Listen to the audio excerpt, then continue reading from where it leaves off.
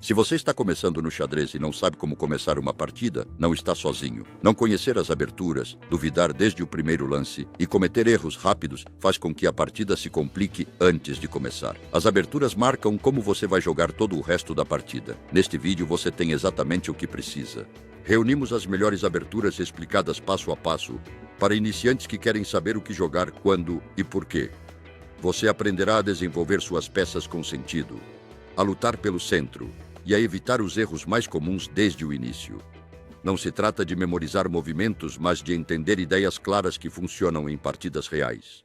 O Gambito da Dama é a abertura mais famosa de toda a história do xadrez. Para começar, é preciso saber que é muito importante controlar as casas centrais. O Gambito da Dama está estreitamente relacionado com esse controle do centro. Também é necessário fazer outras coisas na abertura, desenvolver os cavalos e bispos o quanto antes, rocar para proteger o rei e manter uma boa coordenação entre as peças. Mas o domínio dessas casas centrais é absolutamente fundamental. O ideal seria chegar com 2 peões, o peão da dama e o peão do rei, nessas 2 casas centrais. Assim, controlaremos muitas casas do adversário e seu desenvolvimento será limitado. No futebol, o controle do meio de campo é essencial. No xadrez acontece algo semelhante. Quem domina o centro geralmente tem mais possibilidades de atacar. Por isso, normalmente a partida começa avançando 2 passos, o peão do rei, ou 2 passos, o peão da dama. No Gambito da Dama, o primeiro avanço é do peão da dama. Joga-se de 4. E claro, ao jogar de 4 na primeira jogada, queremos continuar com e4, se o adversário não impedir. Antes de C4, os 2 lances mais frequentes do preto são os que procuram impedir o branco de colocar outro peão no centro. Seria D5, que é o que vamos tratar neste vídeo. O outro seria cavalo F6, que leva às defesas indianas. Cavalo F6 é um lance de desenvolvimento. O preto desenvolve um cavalo, controla casas importantes e, claro, impede que o branco jogue, e 4 sem resistência. Mas, como disse, D5 é o lance que nos interessa agora. E aqui o lance que o Gambito da Dama propõe é C4. É evidente que com D5, o preto impediu que levássemos outro peão ao centro. Com C4, estamos sacrificando um peão, já que o preto pode capturá-lo imediatamente. Não está totalmente claro, e agora vamos comentar se o branco vai recuperá-lo ou não. Mas a primeira questão é, qual é a essência do Gambito da Dama? Porque o branco está disposto a entregar um peão? A chave está no controle do centro. Uma vez que os pretos capturam esse peão, o branco fica com maior presença central. O peão inimigo, que controlava a importante casa C4, desaparece e o branco ganha espaço e influência. Além disso, obtém linhas abertas para suas peças. Agora vamos ver o que o branco pode fazer se o preto aceitar o gambito. Se o preto aceitar, existe uma maneira muito simples e imediata de recuperar o peão. Dama em A4 cheque. Poderíamos jogar dama em A4 cheque e recuperar o peão quase sem pensar. O problema é que mover a dama na abertura geralmente não é bom. Ela fica exposta a ataques das peças adversárias. O adversário desenvolve suas peças, ganhando tempos sobre a dama, e enquanto melhora sua posição, somos obrigados a mover a dama várias vezes. Isso é importante no xadrez. Na abertura, não é bom mover 2 vezes a mesma peça sem necessidade. Portanto, mesmo que dama em A4 cheque recupere rapidamente o peão, não é um lance muito recomendável. Quais são, então, os principais lances nesta posição? Bem, aqui o branco poderia jogar I4, obtendo um impressionante centro de peões e controlando as casas centrais que mencionamos antes. É uma opção saudável, interessante e muito recomendada. No entanto, ao jogar I4, pode acontecer de o preto pressionar esse centro rapidamente. Às vezes, com uma ruptura central, como 5 ou I5, ou com manobras que atacam o peão I4. Tudo tem vantagens e desvantagens. As saídas dos cavalos, cavalo F3 ou cavalo C3, também são lances naturais que desenvolvem peças sem assumir risco. A abertura von Cloud. A abertura von Cloud se define por um gesto tão simples quanto provocador: o deslocamento precoce do rei para E2. De um ponto de vista clássico, viola regras fundamentais de desenvolvimento e segurança, mas sua ideia central não é objetiva, e sim prática.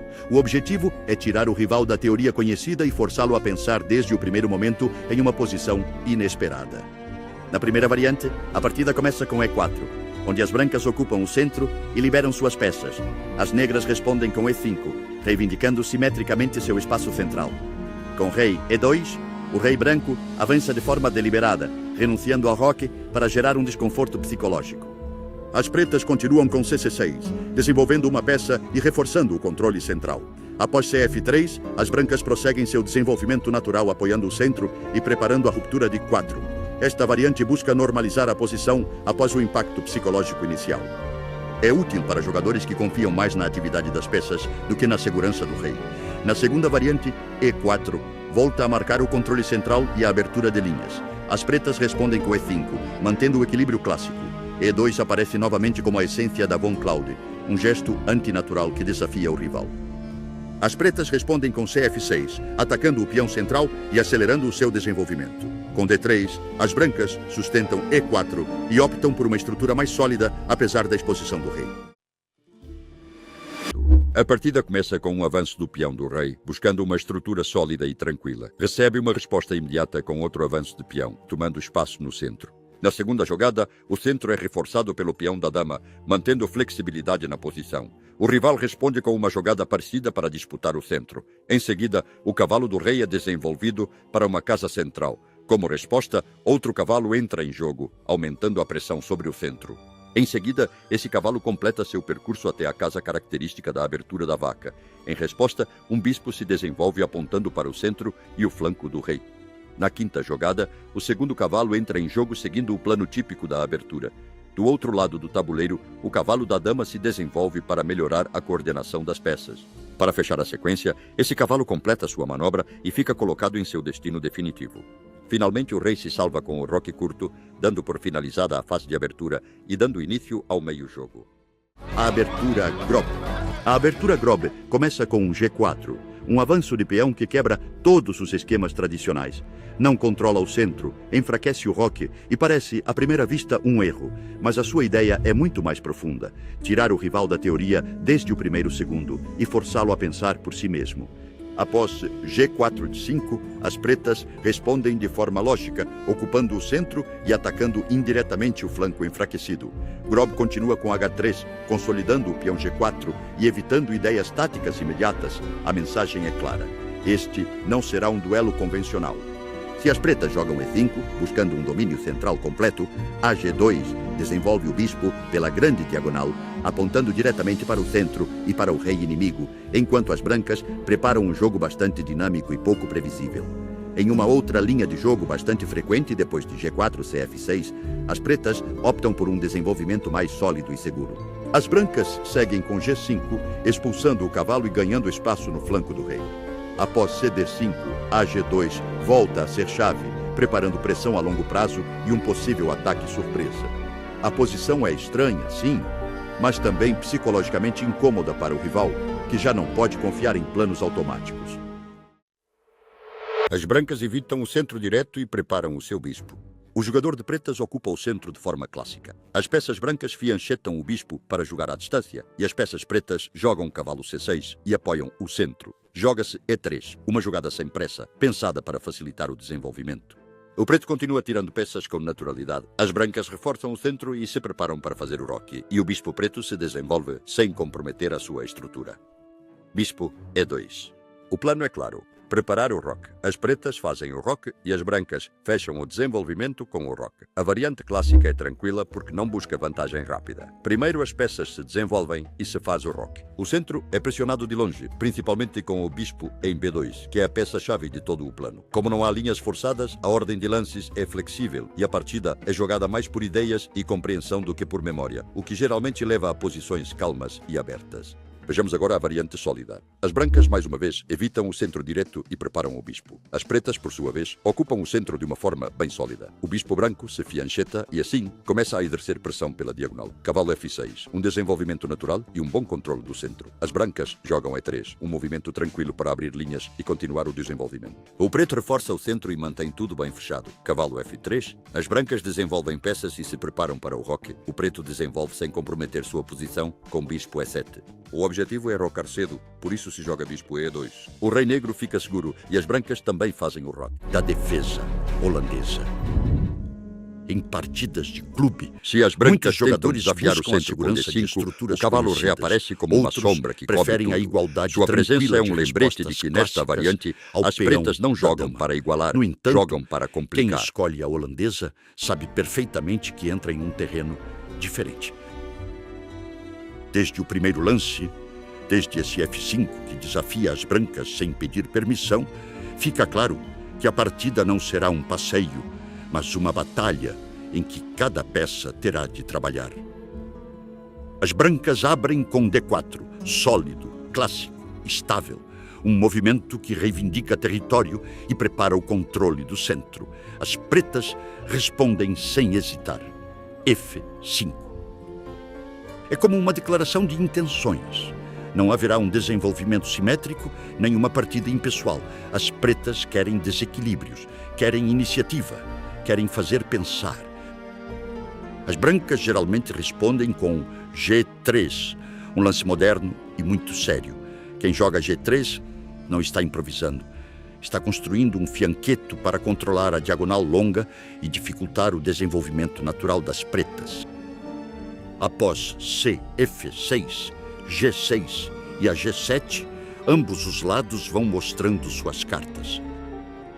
Não importa quantas vezes essa posição se repita, cada partida parece diferente porque os planos divergem e as ideias mudam conforme o tempo e os estilos.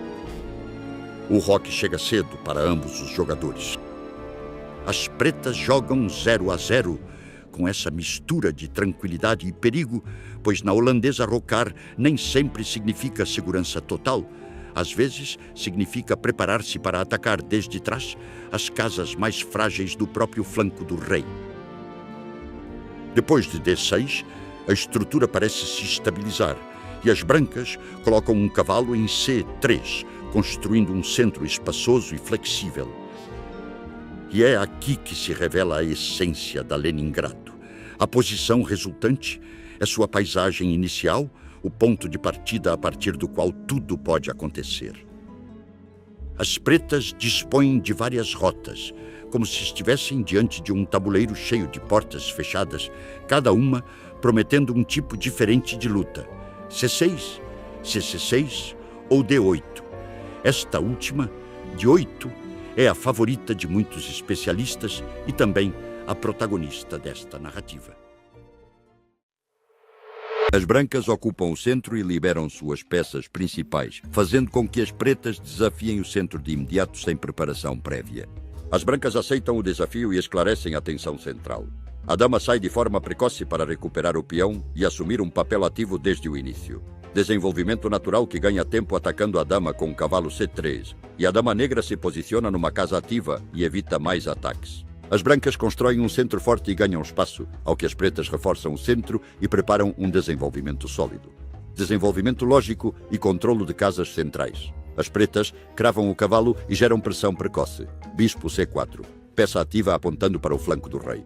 As pretas consolidam o centro e abrem linhas para suas peças. As brancas põem o rei a salvo e conectam as torres. Diante disso, as pretas completam o desenvolvimento com uma posição estável. A variante clássica se caracteriza pelo uso precoce e ativo da dama, que recupera o peão e se posiciona em uma casa segura sem ficar passiva. Seus pontos fortes são a clareza estrutural, a elaboração de planos simples e bem definidos e uma posição sólida que reduz a complexidade teórica. Em troca de aceitar um desenvolvimento um pouco mais lento, as pretas obtêm estabilidade, ordem e um jogo prático, ideal para quem prioriza a compreensão e o controle sobre complicações desnecessárias. Vejamos agora a variante moderna. As brancas ocupam o centro, provocando que as pretas o desafiem de imediato. Define-se a estrutura central. As pretas evitam tirar a dama, desenvolvem o cavalo e preparam a recuperação do peão. As brancas reforçam o centro e o cavalo preto recupera o peão de uma casa ativa. Desenvolvimento natural e controle central. As pretas consolidam o centro e ganham estabilidade. Bispo C4. Peça ativa, apontando para o flanco do rei.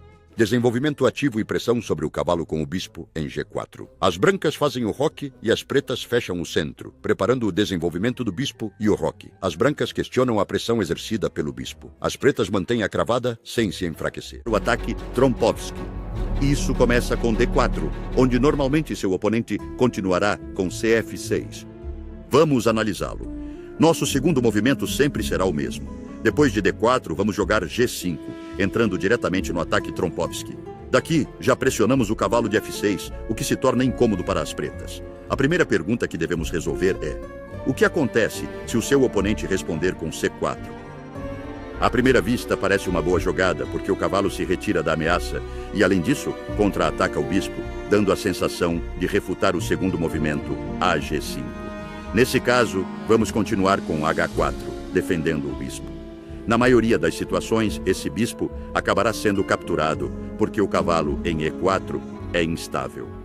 Está dentro do campo branco e se torna um alvo claro. Então, nós o atacaremos, forçando as peças pretas a perder tempos, recuando o cavalo ou realizando a troca. O mais habitual é que se dê o intercâmbio após C por G5 e H por G5.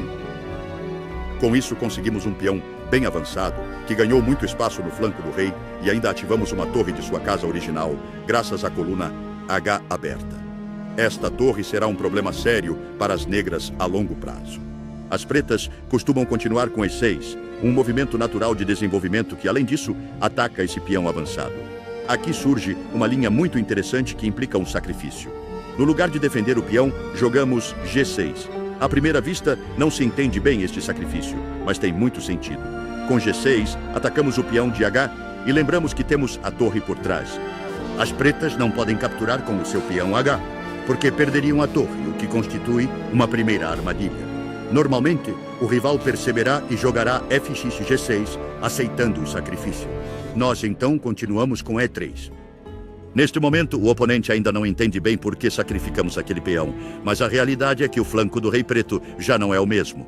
As pretas vão querer rocar, então jogarão AE7 com essa ideia e nós responderemos com AD3. Aqui já existe uma ameaça clara. Bispo por G6. É um recurso muito importante que se deve sempre ter em conta. Por exemplo, se as pretas jogam algo como CC6, podemos fazer A por G6, e as pretas não podem capturar porque perderiam a torre. Além disso, estamos atacando duas vezes o peão de H, o que é extremamente perigoso para elas. O adversário pode perceber tudo isso ou não, mas normalmente acabará roqueando, dando a sensação de que tudo está sob controle. No entanto, após apenas 7 jogadas, a realidade é que a posição das brancas já é vencedora. Na variante clássica, as brancas começam a partida movendo o peão do rei para a frente, buscando controlar o centro do tabuleiro e liberar suas peças. As pretas respondem movendo um peão para apoiar o centro e manter uma posição segura. Depois, as brancas avançam o peão da dama para ganhar mais espaço e as pretas desenvolvem o cavalo do rei para atacar o centro. As brancas continuam desenvolvendo suas peças, tirando o cavalo da dama, ajudando a defender o centro. As pretas avançam o peão da ala do rei, com a intenção de posicionar o bispo numa diagonal favorável. Em seguida, as brancas desenvolvem o cavalo do rei, preparando o roque, e as pretas tiram o bispo do rei. As brancas desenvolvem o bispo do rei para poder fazer o roque com segurança.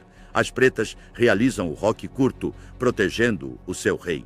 Se você não sabe o que é o roque, pode clicar no canto superior direito, onde explicaremos com mais detalhes. Finalmente, as brancas também fazem o roque, deixando ambos os reis em segurança e as peças prontas para continuar a partida. Os grandes jogadores usam a Pirque clássica para alcançar um jogo sólido e flexível, evitando riscos precoces e apostando na estratégia de longo prazo. Na variante austríaca, as brancas iniciam a partida avançando o peão do rei para tomar o controle do centro e abrir o jogo. As pretas respondem com uma jogada mais tranquila, movendo um peão para reforçar a sua posição central. Depois, o rival avança o peão da dama para ganhar mais espaço e as pretas desenvolvem o cavalo do rei para pressionar o centro. As brancas continuam a desenvolver o cavalo da dama, apoiando os peões centrais. As pretas avançam o peão da ala do rei com a ideia de desenvolver o bispo por uma diagonal longa. Em seguida, as brancas jogam o peão da ala do rei para a frente, uma jogada agressiva que marca a variante austríaca, buscando atacar o centro e ganhar iniciativa. As pretas respondem desenvolvendo o bispo do rei, reforçando sua defesa. Depois, as brancas desenvolvem o cavalo do rei, preparando o roque e apoiando o ataque central. As pretas fazem o roque curto para proteger o seu rei. Finalmente, as brancas tiram o bispo, colocando-o numa posição ativa de onde aponta para o roque rival e colabora no ataque. Gambito do Rei. Essa abertura representa o verdadeiro espírito romântico do jogo, onde o ataque vale muito mais do que o material. Tudo começa com os movimentos clássicos, E4, E5, e então as peças brancas jogam F4. Com este movimento, elas oferecem um peão de forma voluntária. Não é um erro, mas sim um convite direto ao combate. As brancas sacrificam material para abrir linhas de ataque e atacar rapidamente o rei negro. Se as negras aceitam o sacrifício e jogam e toma F4, entramos no chamado gambito do rei, aceito. A partir daqui, o plano das brancas é bem claro. Desenvolver as suas peças o mais rapidamente possível, levar o cavalo para F3, o bispo para C4 e fazer o roque para então lançar um ataque direto. A ideia principal deste gambito é dominar o centro do tabuleiro e aproveitar a coluna F que está aberta. As brancas buscam obter iniciativa, ganhar tempo e exercer pressão constante. Enquanto isso, as negras devem se defender com muito cuidado, porque qualquer erro pode resultar num ataque devastador. CF3 costuma ser uma jogada que convém fazer o mais rápido possível, já que este cavalo não só pressiona o centro, mas também controla uma casa-chave para evitar possíveis cheques de dama. Especificamente, controla H4, uma casa a partir da qual o adversário poderia gerar problemas significativos. Por isso, o cavalo fica muito bem posicionado em F3, cumprindo uma função tanto defensiva quanto estratégica. Uma vez jogado CF3 e controlado esse cheque incômodo, o objetivo principal é claro. O plano ideal seria jogar D4 para recuperar o peão e deixar de estar com material a menos. Além disso, o objetivo é que o bispo de F1 se desenvolva para C4, visto que F7 é a casa mais vulnerável do oponente no começo da partida. Para aqueles que talvez não saibam o motivo, é uma casa que fica ao lado do rei e, em circunstâncias normais, está defendida apenas por ele. Não pode ser defendida pela torre em F7, nem de forma eficaz pelo bispo ou pela dama nessa mesma casa, visto que essas peças geralmente estão excessivamente protegidas e não cumprem uma função defensiva eficiente ali. Outras casas próximas ao rei costumam estar bem defendidas pela dama, o cavalo, o bispo ou até mesmo várias peças ao mesmo tempo. Em contrapartida, F7 normalmente só conta com a defesa do rei, o que a torna um alvo crucial para o ataque.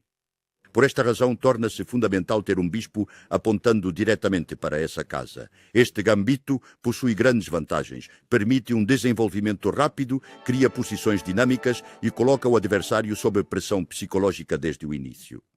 Mas também tem riscos. O rei branco pode ficar exposto, e se o ataque não funcionar, as pretas ficarão com um peão a mais e uma posição sólida. Ao longo da história surgiram muitas defesas famosas contra o gambito do rei, como a defesa clássica ou a defesa Fischer. De fato, Bobby Fischer, um dos maiores jogadores de todos os tempos, o criticou, embora também o tenha julgado. O gambito do rei não é para jogadores conservadores, mas sim para aqueles que gostam de atacar, sacrificar e criar partidas espetaculares. A abertura rete. A abertura rete começa com cavalo F3, uma jogada que evita comprometer peões centrais desde o início e prioriza o desenvolvimento de peças.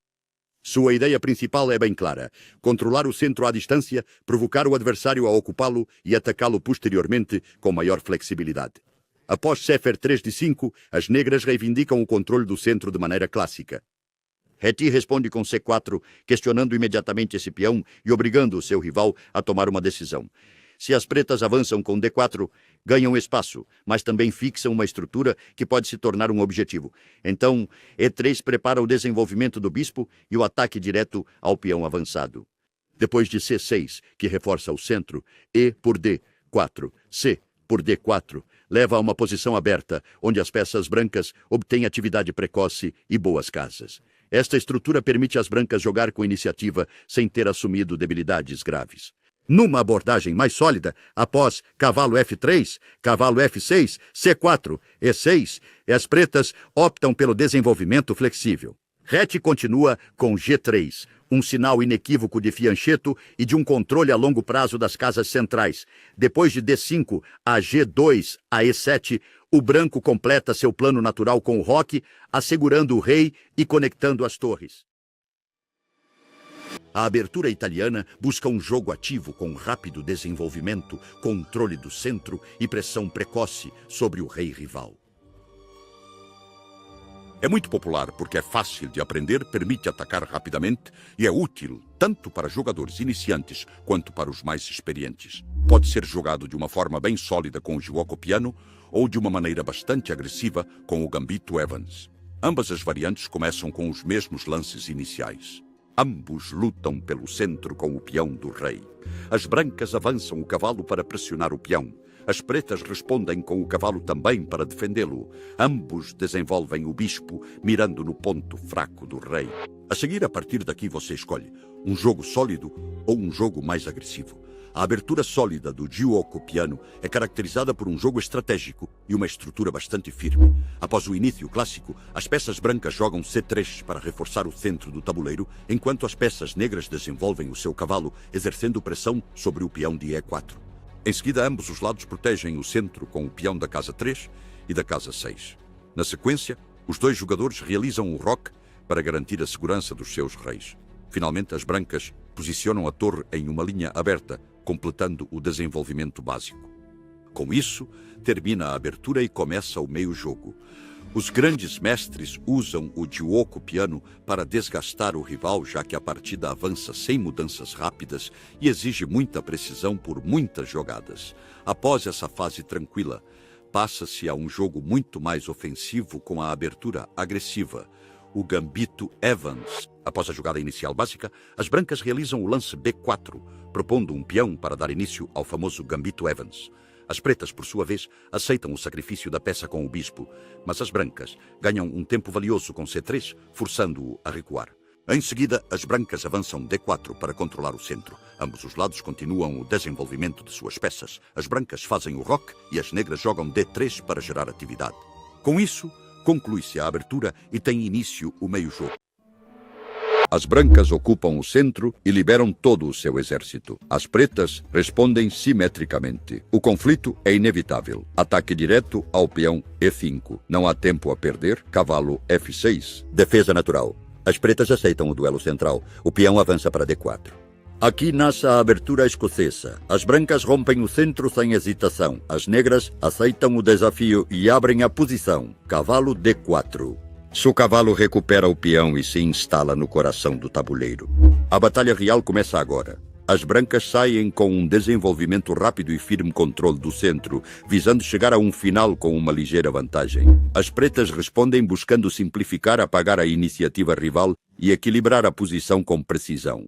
O erro mais comum é pensar que esta abertura é inofensiva. É perfeita para jogadores posicionais e práticos. Agora vamos ver a variante Schmidt. Voltemos ao momento crítico. Depois de cavalo por D4, as pretas não se desenvolvem passivamente. Atacam o cavalo central com cavalo F6, cavalo por C6. As brancas repetem a ideia. Danificam a estrutura antes que seja tarde demais. As pretas aceitam uma fraqueza estrutural em troca de atividade futura. Por isso, o peão captura o cavalo em C6. Avance com força. As brancas conseguem ganhar espaço e forçar a retirada das peças adversárias. Dama a E7. A dama se posiciona com grande precisão, defendendo e preparando o seu desenvolvimento. Dama E2. As brancas sustentam o centro e mantêm a pressão. O cavalo se centraliza. As pretas buscam contra-jogo imediato. Aqui, a posição já não é simples. É xadrez moderno, desequilíbrio, planos a longo prazo e tensão constante. As brancas ocupam o centro e liberam a dama e o bispo. As negras preparam D5 sem bloquear o bispo de C8. Reforça o controle da área central. Um desafio direto ao centro das brancas. Desenvolve e defende o peão em E4 com o cavalo em C3. As pretas eliminam a tensão na área central e forçam as brancas a tomar uma decisão. As brancas recuperam o peão e posicionam um cavalo ativo no centro. Movimento-chave da Caro-Kann. O bispo sai antes de E6 para não ser encurralado. Atacam o bispo e ganham tempo de desenvolvimento com o cavalo em G3. O bispo se retira, mantendo a pressão sobre o centro e o flanco do rei. As brancas tentam incomodar o bispo e ganhar espaço na ala do rei. Previne H5 e oferece uma casa segura ao bispo em H7, se for preciso. Desenvolvimento natural. A equipe branca prepara o roque.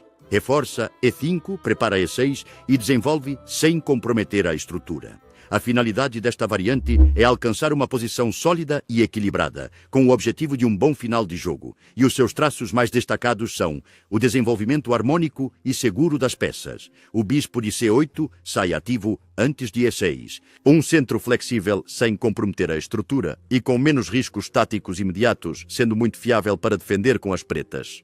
Vejamos a variante do avanço, controle do centro e abertura de linhas. Preparação de D5, mantendo flexibilidade central. Reforça o centro e apoia E4. As pretas desafiam imediatamente o centro branco. Movimento característico. As brancas ganham espaço e fixam o centro. Bispo F5. Ideia-chave. O bispo sai antes de E6, evitando ficar encurralado. Desenvolvimento natural e controle de E5 e G5. As pretas reforçam o centro com D5 e preparam o desenvolvimento do flanco do rei. Bispo E2. Uma preparação tranquila para o roque. Movimento temático. Ataque direto ao centro branco partindo da base. O rei se coloca em segurança. Agora as brancas podem decidir planos centrais, desenvolvimento e aumento de pressão sobre D4 e E5 com cavalo em C6. A abertura espanhola. Desenvolver as peças com harmonia e preparar o meio-jogo com planos claros. É uma abertura que ensina a jogar xadrez de verdade, controlar o centro, melhorar as peças pouco a pouco e entender quando atacar e quando esperar. Por isso, é tão usada em todos os níveis, desde a aprendizagem até a competição, e continua atual depois de tantos anos. Tudo começa com a luta pelo centro. Colocar um peão central não só reivindica espaço, como também abre linhas para que as peças possam sair com fluidez. O adversário responde da mesma forma, aceitando o desafio central e mantendo o equilíbrio.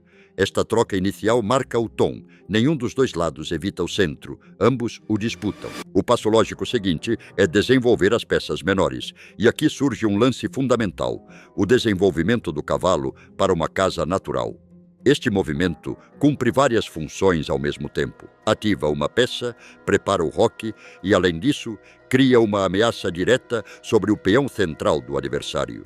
Já a partir do segundo lance, introduz-se um conceito-chave do xadrez, a iniciativa. Ter a iniciativa significa ser quem coloca os problemas. Não se trata apenas de atacar, mas de obrigar o adversário a reagir. Cada ameaça gera uma resposta e quem responde costuma perder tempo, enquanto o outro continua a desenvolver o seu plano. Por isso é tão importante criar pressão desde o início, mesmo que não se concretize de imediato. As pretas, de forma coerente, desenvolvem o seu próprio cavalo para defender o peão atacado. Esta resposta é natural e sólida, desenvolve uma peça e neutraliza a ameaça. É a defesa francesa. Tudo começa com os movimentos clássicos E4, E6. Com este lance, as pretas permitem que as brancas ocupem o centro, mas apenas de uma forma temporária. A ideia não é lutar pelo centro de imediato, mas atacá-lo mais adiante. Após D4, D5 define-se o caráter da defesa francesa. As pretas desafiam diretamente o peão central branco e anunciam um plano muito claro: minar o centro e jogar contra ele. Uma das linhas mais habituais continua com E5, avançando o peão e ganhando espaço. Aqui aparece um dos conceitos-chave da defesa francesa, a cadeia de peões. As brancas possuem mais espaço, sim, mas também criam pontos de ataque que as negras poderão explorar mais adiante. A partir deste momento, o plano das negras torna-se evidente. Golpear o centro com lances como C5 e F6, desenvolver as suas peças com cautela e buscar contrajogo no flanco da dama. O bispo de C8, conhecido como o bispo mau, é uma das peças mais importantes da abertura. Embora a princípio pareça estar encurralado pela sua própria estrutura de peões, as pretas geralmente procuram ativá-lo através de rupturas ou manobras estratégicas. Bem jogado, este bispo pode tornar-se uma peça fundamental no meio-jogo. Enquanto isso, as brancas tentam aproveitar sua vantagem de espaço. Desenvolvem suas peças com naturalidade, colocam o bispo em D3 ou B5, o cavalo em F3 e buscam lançar um ataque no flanco do rei. Mas aqui está o detalhe. Atacar na defesa francesa não é tão simples quanto parece. A defesa francesa é conhecida por gerar posições fechadas, tensas e estrategicamente muito ricas. Essa defesa apresenta grandes vantagens. É sólida, bastante resistente, difícil de ser rompida e permite lutar pela vitória mesmo contra adversários muito agressivos. Além disso, obriga o oponente a demonstrar que sabe jogar posições estratégicas, não só atacar. Mas também tem desvantagens. O espaço limitado e o bispo de C8 podem tornar-se problemas se as pretas não jogarem com precisão. Uma má gestão do centro pode deixar as pretas sem contra-jogo durante toda a partida. A defesa eslava aparece após D4, D5, C4, C6 e representa uma filosofia bem específica do xadrez. Não busca surpreender, não busca forçar, busca construir. A ideia central é bastante simples e poderosa. Sustentar o centro com peões sólidos e desenvolver as peças sem criar fraquezas. Na eslava clássica, as pretas estabelecem desde o início uma estrutura extremamente sólida e confiável. Com o avanço do peão para C6, o centro permanece perfeitamente protegido e apoiado, e o desenvolvimento prossegue de maneira natural. Quando as brancas desenvolvem suas peças e reforçam o controle central, as pretas não hesitam em capturar o peão de C4. Não é um ato de cobiça, é uma decisão estratégica. Ganhar tempo, obrigar as brancas a demonstrar compensação e ditar o ritmo da partida. Cada movimento tem um propósito claro. Cada peça encontra sua casa sem pressa. É uma posição onde não vence quem ataca primeiro, mas sim quem entende melhor a estrutura. Esta variante leva a partidas longas de manobra, onde a paciência é uma arma. As pretas sentem-se bastante confortáveis defendendo posições que são ligeiramente inferiores em termos de espaço, porque sabem que não existem fraquezas reais que possam ser exploradas. Mas, se o jogador quiser um ponto extra de tensão, então surge a semi-eslava.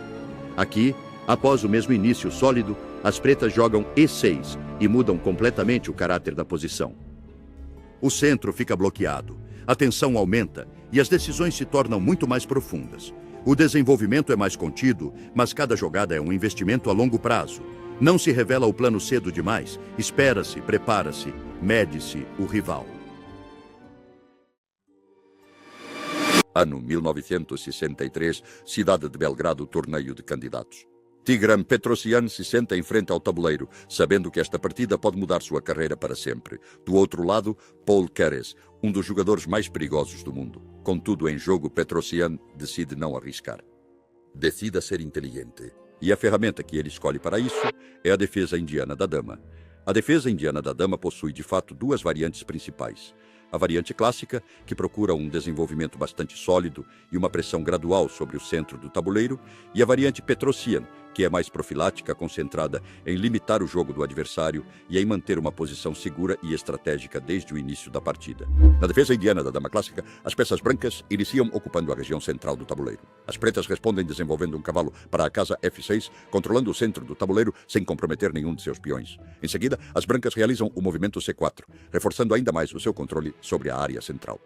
As pretas respondem preparando uma estrutura sólida e o desenvolvimento de suas peças. Em seguida, as brancas desenvolvem um cavalo para F3, enquanto as pretas jogam B6, preparando o fianchetto do bispo. Se não sabe o que é o fianchetto, pode clicar no canto superior direito, onde explicamos com cada detalhe. As brancas avançam o peão para abrir a diagonal e as pretas desenvolvem o seu bispo.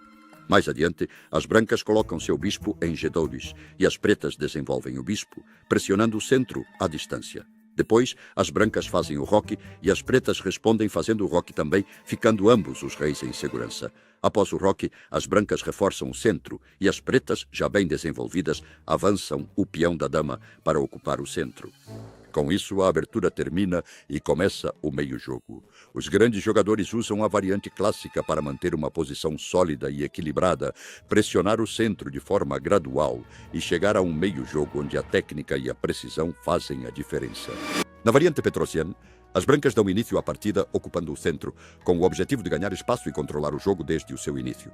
As negras respondem com movimentos, adotando uma postura flexível e controlando o centro, sem comprometer a sua própria estrutura. As brancas, por sua vez, reforçam o seu centro com C4.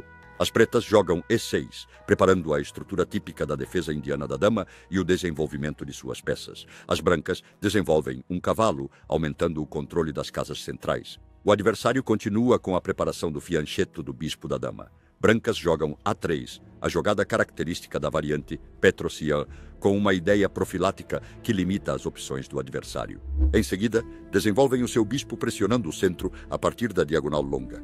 As brancas reforçam o centro e completam o seu desenvolvimento.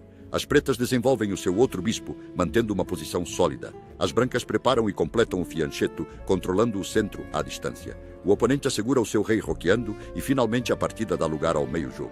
A abertura inglesa nasce com um C4 e propõe um controle do centro a partir dos flancos, evitando definições precoces. Sua ideia central é a flexibilidade estratégica, permitindo às brancas adaptar-se conforme a resposta do adversário. Na primeira variante, as brancas iniciam com C4 para dominar a casa de 5 sem ocupar o centro de forma direta. As pretas respondem com E5, reivindicando um importante espaço central, e então as brancas desenvolvem o cavalo para C3, aumentando a pressão sobre as casas-chave do tabuleiro. Após o desenvolvimento natural do cavalo preto para F6, as brancas jogam CF3, completando um esquema de abertura bastante sólido e sem quaisquer compromissos estruturais. Esta linha oferece às brancas a possibilidade de manter diversas opções estratégicas em aberto, sem que seja necessário expor suas intenções de forma prematura. É uma ferramenta estratégica muito eficaz contra rivais bem preparados. Na segunda variante, após C4, as pretas optam por C5, entrando numa estrutura simétrica que busca um equilíbrio imediato. As brancas desenvolvem CF3 com total flexibilidade, enquanto as pretas reforçam o centro com CC6. No momento oportuno, as brancas rompem com D4, transformando a pressão lateral em controle central ativo. Uma é o gambito Evans aceito, onde a partida começa com um peão ocupando o centro e liberando as suas linhas principais. A resposta é simétrica, aceitando um jogo aberto desde o primeiro momento. Um cavalo sai com naturalidade e começa a pressionar o centro. A defesa chega desenvolvendo outra peça menor e reforçando essa zona-chave. O bispo se coloca numa diagonal muito ativa, apontando diretamente para o rei inimigo. A réplica é um desenvolvimento equivalente que busca manter o equilíbrio. Neste momento aparece a ideia característica do gambito Evans. O peão da ala da dama avança para se oferecer em sacrifício e o bispo rival o aceita, adentrando em território inimigo. Em seguida, um novo peão avança atacando esse bispo e preparando o domínio central, forçando-o a recuar sem perder atividade. Então chega o golpe temático do centro com o avanço do peão que abre linhas e põe em marcha a iniciativa. As negras reagem capturando o peão central com a ideia de frear a iniciativa branca e simplificar a posição. As brancas respondem assegurando o rei com o roque curto, completando o desenvolvimento e preparando as torres para entrar em jogo. O rival reforça então o centro com um avanço sólido de peão, buscando estabilidade defensiva.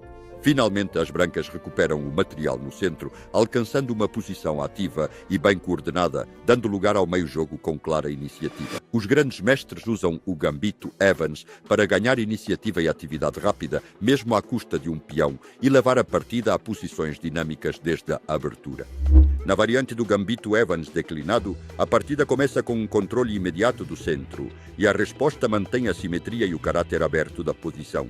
Em seguida, um cavalo entra em jogo exercendo pressão sobre essa área central, enquanto a defesa se organiza, desenvolvendo outro cavalo e reforçando a estrutura. Depois o bispo se ativa, apontando para uma fraqueza inicial, e o bispo adversário se desenvolve sem se comprometer. Neste momento é proposto o gambito Evans, oferecendo o peão da ala da dama, mas nesta ocasião o sacrifício é recusado e o bispo recua. Em seguida, ganha-se espaço nesse setor do tabuleiro, fixando a estrutura rival, e a réplica busca consolidar a posição e evitar rupturas incômodas. O centro se reforça com calma, preparando o desenvolvimento completo, enquanto outra peça entra em jogo, aumentando a pressão central. Finalmente, o rei fica seguro após o roque. O centro é reforçado mais uma vez e a abertura fica completamente definida.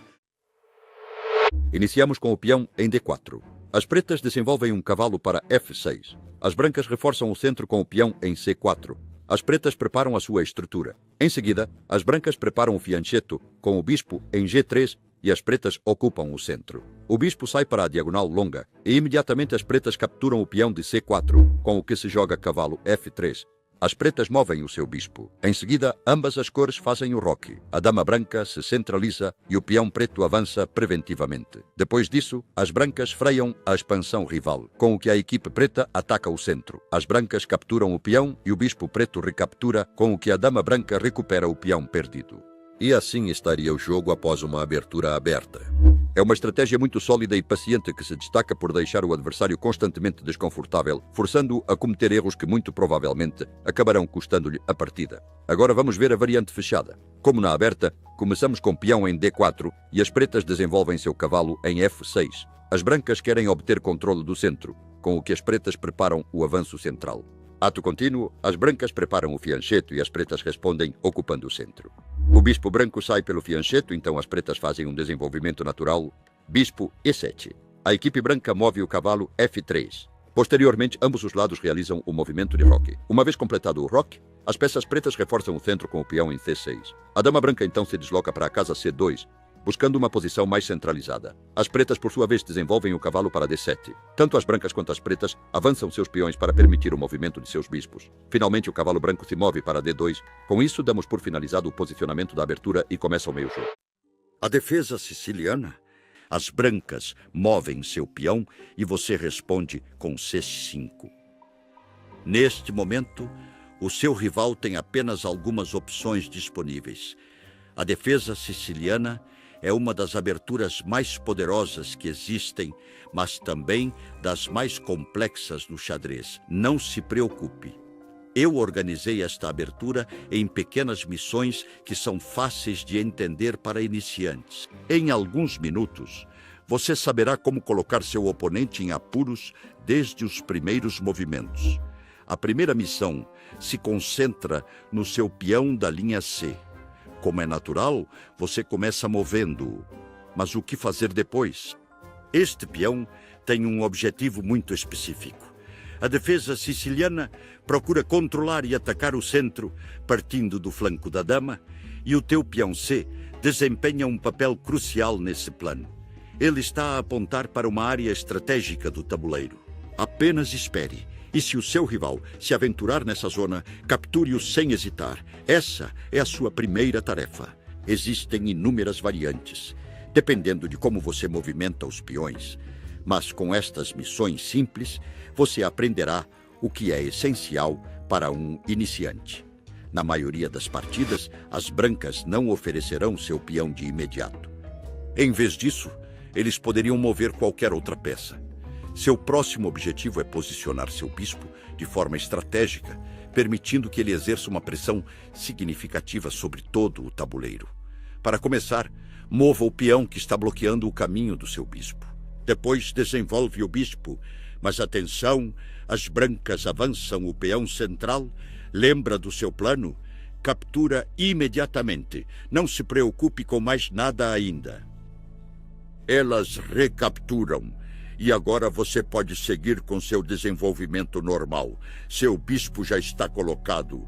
As brancas fazem mais um movimento e agora é a hora de tirar seu cavalo. Se a peça for capturada, não há problema algum. Você recaptura a peça e terá uma coluna completamente aberta para a sua torre. Isso é realmente excelente, porque depois você poderá iniciar um ataque decisivo pelo flanco da dama. Se a peça não for capturada, tudo bem. Variante clássica, a partida começa com um avanço de peão que toma espaço no centro, ao qual se responde com o desenvolvimento de um cavalo para controlar essa zona. Pouco depois, o centro é reforçado com outro peão enquanto se prepara o fiancheto do bispo. Se não sabes o que é o fiancheto, podes clicar no canto superior direito, onde te explicaremos com mais detalhes sobre ele. Continua o desenvolvimento de uma peça menor para apoiar a posição central e o bispo rival entra em jogo pressionando essa estrutura. Um novo avanço de peão cria um centro forte e é respondido garantindo a base defensiva. Mais tarde, outra peça é incorporada para reforçar o controle do tabuleiro e o rei é colocado em segurança através do roque. Em seguida, um bispo é desenvolvido com a ideia de completar o roque e ocorre uma ruptura central para atacar a posição. Finalmente, o próprio rei faz o roque e a posição fica pronta para o meio-jogo. Os grandes mestres usam a variante clássica porque é sólida e segura, permite desenvolver bem as peças, manter o equilíbrio e chegar a um meio-jogo estável sem assumir riscos desnecessários. Na variante do ataque dos 4 peões, a partida começa com uma ocupação ambiciosa do centro, a qual se responde desenvolvendo um cavalo para exercer pressão. O domínio central se reforça com outro avanço de peão, enquanto se prepara o fianchetto do bispo. Mais adiante se desenvolve uma peça para apoiar a posição, e o bispo adversário entra em jogo apontando para o centro. Um novo avanço de peão cria uma estrutura central muito forte e é respondido consolidando a defesa. Em seguida, um 4º peão avança, dando início a um plano claramente agressivo, enquanto o rei rival é colocado em segurança. A seguir, o centro e o ataque são apoiados, mas o oponente reage atacando diretamente a estrutura central. O bispo branco se desenvolve para apoiar o centro e preparar o roque do rei.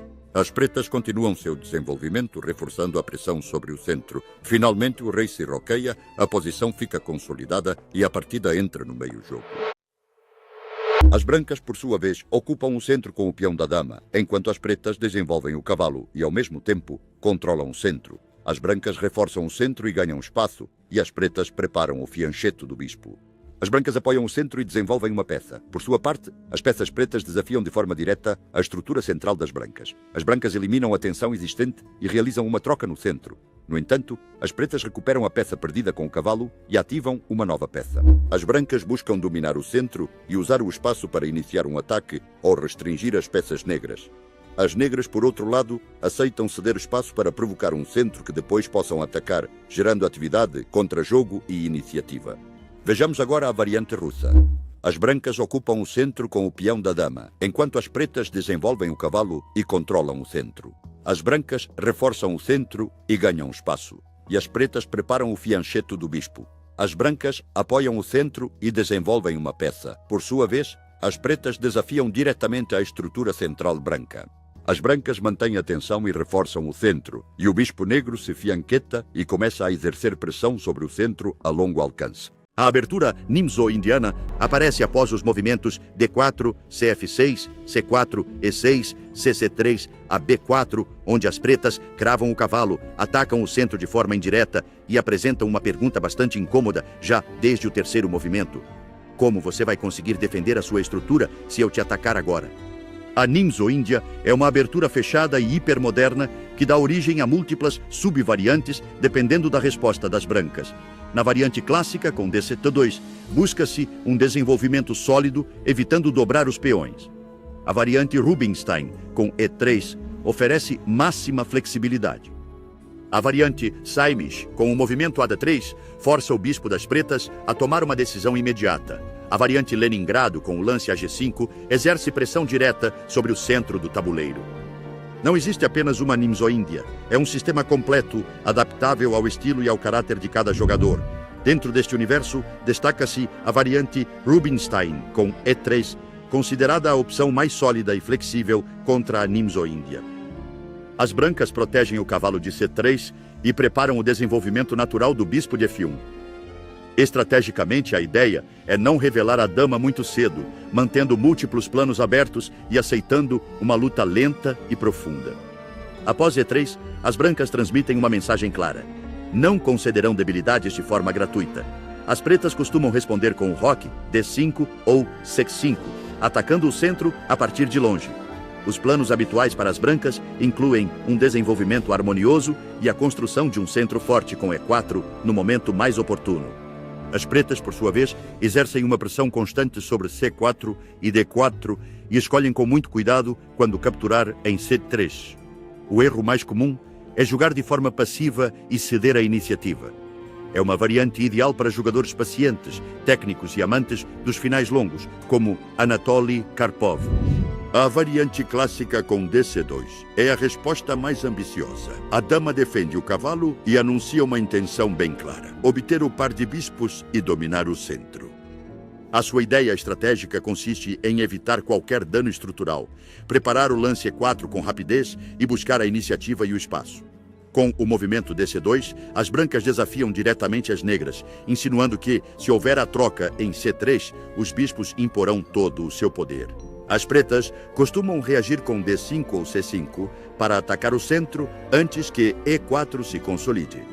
As brancas buscam um centro forte e ataques no meio-jogo, enquanto as pretas tentam bloquear o centro e explorar a exposição precoce da dama. Um erro comum é empurrar E4 sem a preparação adequada. Se este vídeo te ajuda a finalmente entender como começar bem uma partida, não pare por aqui. Inscreva-se, revise as aberturas com calma e comece a aplicá-las em suas próprias partidas. Cada abertura que você vê aqui foi pensada para que você jogue com mais segurança e menos erros desde o início.